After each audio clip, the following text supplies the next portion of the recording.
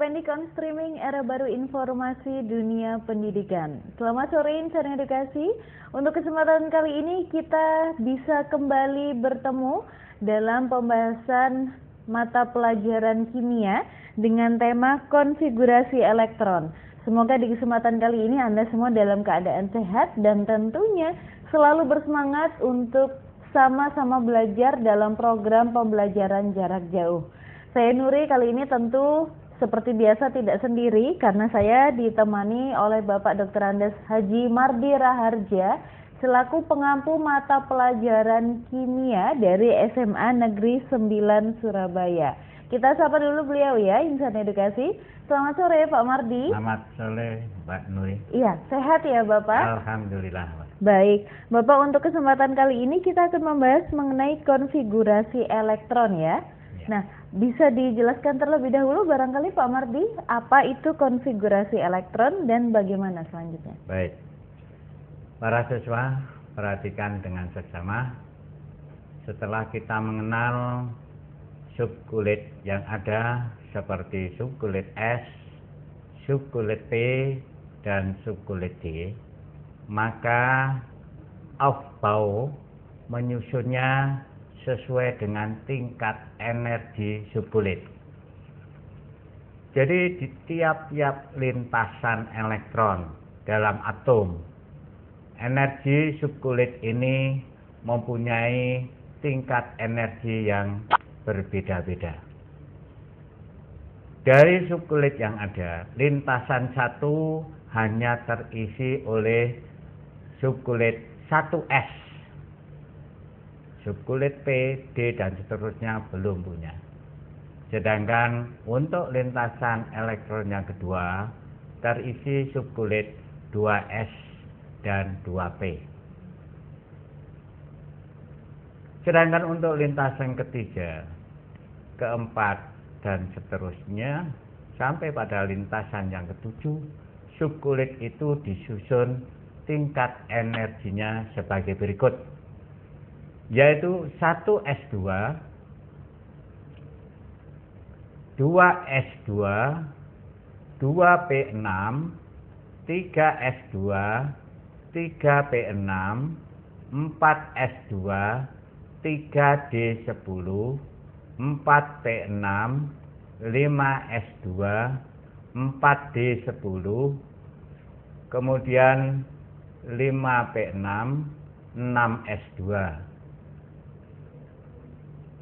Jadi urut-urutan daripada pengisian elektron di dalam subkulit nantinya harus mengikuti daripada tingkatan energi ini. Mengapa energi ini disusun, Pak? Fungsinya apa dan maunya kemana? Tingkat energi ini disusun para siswa berdasarkan tingkat energi pada lintasan elektron. Lintasan elektron itu semakin jauh dari inti atom, tingkat energinya semakin besar. Oleh karena itu, subkulit yang mengikuti di dalamnya juga dari yang mendekati inti atom sampai dengan yang menjauhi inti atom, energinya pun semakin besar. Hubungan antara energi subkulit ini, para siswa, akan dapat menunjukkan bahwa atom itu nanti setelah disusun konfigurasi elektronnya, dapat ditetapkan unsur ini termasuk golongan berapa dan periode berapa. Kalau begitu sejauh itu Bapak, iya betul. Jadi penyusunan unsur di dalam golongan dan periode ternyata tidak sembarangan untuk meletakkannya. Semuanya sudah diatur sedemikian rupa, unsur-unsur ini termasuk golongan dan periode berapa dengan metode Aufbau ini. Apakah kiranya bisa diberikan contoh? Bisa. Dasar daripada penyusunan elektron dalam subkulit adalah nomor atom unsur itu. Jadi selama nomor atom unsur diketahui, konfigurasi elektronnya dapat dituliskan. Contoh, karbon nomor atomnya 6. Jadi kalau disusun menurut subkulit, dia akan menduduki 1s2, 2s2, 2p2. Duh, Pak, itu P-nya mestinya maksimum 6 kok hanya terisi 2. Seperti yang sudah pernah saya ceritakan. Subkulit itu punya maksimum. Lebih dari maksimum dia tidak boleh, tapi kalau kurang boleh sesuai dengan kebutuhan elektron yang disediakan. Karbon mempunyai 6 elektron. Oleh karena itu kalau disebarkan, itu ada di 1s sebanyak 2, ada di 2s sebanyak 2, dan sisa 2-nya ada di 2p. Bisa dipahami? Jadi subkulit P tidak harus selalu 6, sesuai dengan kebutuhan yang ada. Contoh yang lain, neon golongan 8A dalam gas mulia, nomor atomnya 10. Itu kalau disebarkan di dalam energi subkulit, dia akan mempunyai susunan sebagai berikut: 1s2, 2s2, 2p6. Loh, sekarang P-nya penuh makna. Karena S2, 2s2 sudah 4. Oleh karena itu, sisa daripada jumlah elektron neon sebanyak 10 diletakkan di subkulit P. Kira-kira bisa dipahami. Sehingga kita bisa paham betul daripada susunan konfigurasi elektron ini. Contoh berikutnya. Skandium. Notasinya adalah Sc. Nomor atomnya 21 para siswa. Itu kalau disebarkan konfigurasi elektronnya menurut tingkat energinya adalah sebagai berikut: 1s2, 2s2, 2p6, 3s2, 3p6, 4s2, 3d1. Sudah sampai pada subkulit D. Jadi D-nya hanya mendapat 1 elektron, karena jumlah seluruhnya yang ada pada subkulit itu sudah terpenuhi sebanyak 21. Saya ulangi lagi. Skandium itu notasinya Sc. Nomor atomnya 21, jadi jumlah elektronnya 21.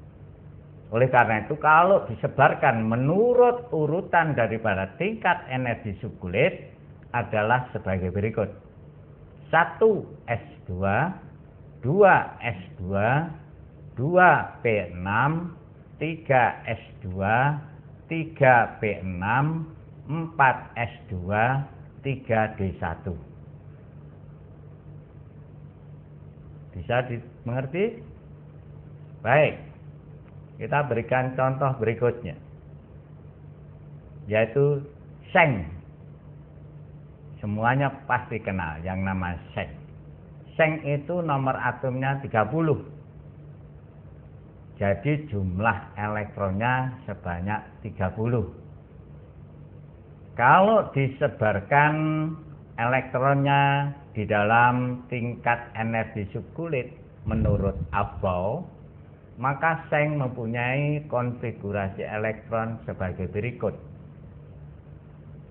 1s2, 2s2, 2p6, 3s2, 3p6, 4s2, 3d10. Contohnya sudah lengkap para siswa. Ada P tidak penuh 6, ada P penuh 6, ada D tidak penuh 10, ada D penuh 10. Ini untuk merealisasikan konsep kita sebelumnya, bahwa subkulit itu mempunyai maksimum elektron. Tidak boleh lebih, tapi kurang boleh selama elektron yang tersedia memang hanya sampai di situ. Baik, untuk selanjutnya Bapak. Subkulit itu terisi oleh elektron sejumlah yang tertulis di dalam konfigurasi elektron.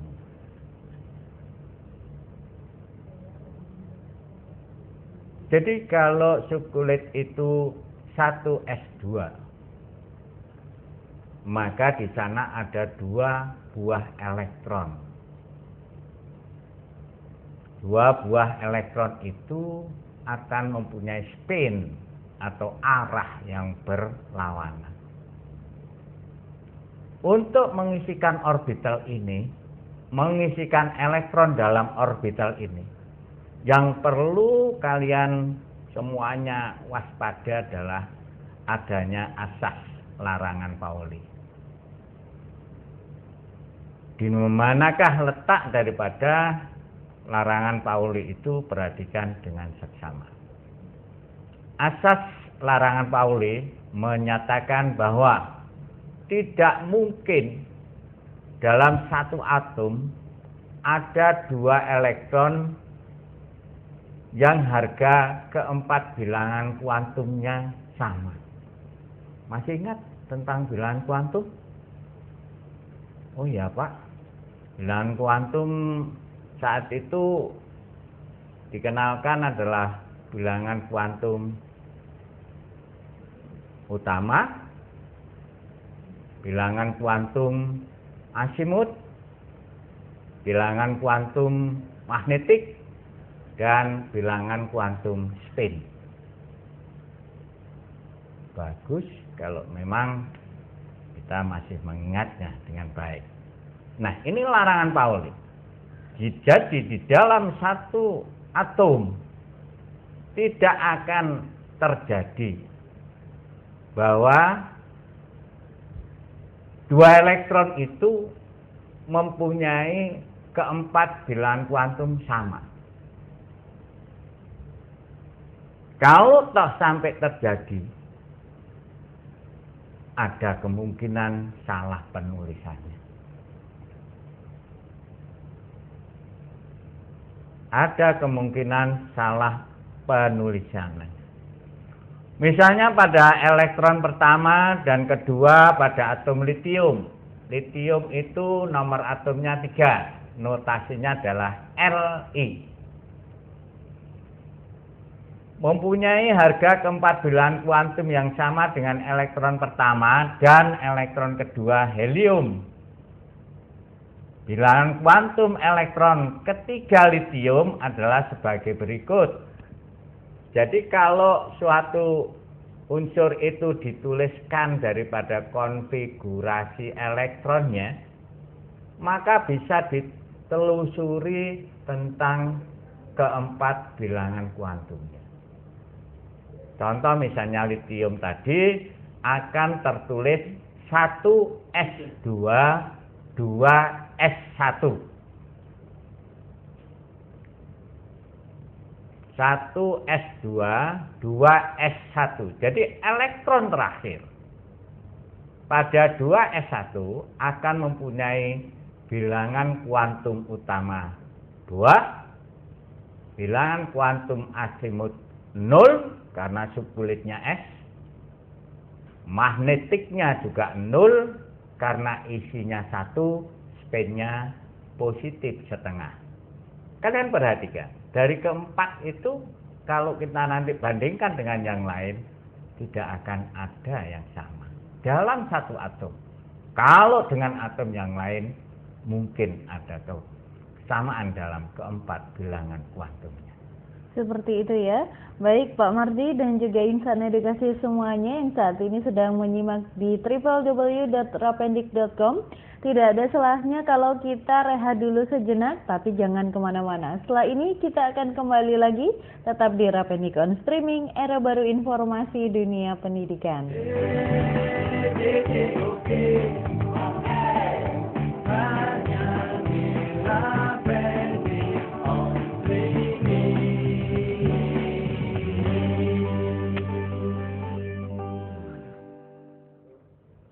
Insan edukasi, kita kembali lagi tentunya masih di program pembelajaran jarak jauh bersama saya Nuri dan juga Bapak Dr. Andes Haji Mardi Raharja selaku pengampu mata pelajaran kimia dari SMA Negeri 9 Surabaya. Dan untuk kesempatan sore hari ini kita membahas materi mengenai konfigurasi elektron. Nah, kalau tadi Pak Mardi sudah menjelaskan mengenai azas Aufbau dan juga asas larangan Pauli ya Bapak. Nah baik, untuk selanjutnya insan edukasi masih ada azas yang ketiga yakni kaidah Hun ya Bapak. Ini seperti apa Bapak? Silahkan. Baik, pembelajaran selanjutnya sehubungan dengan konfigurasi elektron. Setelah kita mengantisipasi tentang larangan Pauli, kita melanjutkan perjalanan lebih jauh, yaitu kaidah Hun. Apa fungsi daripada kaidah Hun itu?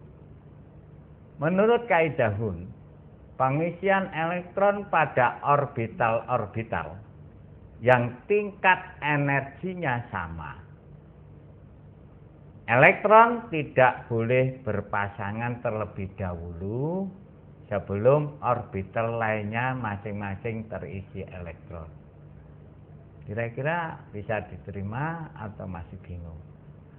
Sepertinya mungkin butuh penjelasan lebih lanjut ini Pak. Baik, para siswa, tidak semua subkulit itu punya subkulit yang setingkat.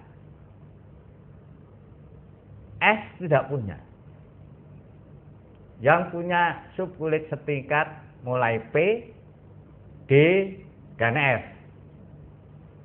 Jadi kesimpulannya itu subkulit mana yang mempunyai energi setingkat, ada subkulit yang mempunyai lebih dari satu orbital. Jadi seperti P, itu punya 3 orbital setingkat, yaitu PX, PY, dan PZ. Contoh daripada kaidah Hun jika tertulis sebagai berikut. Misalnya ada suatu unsur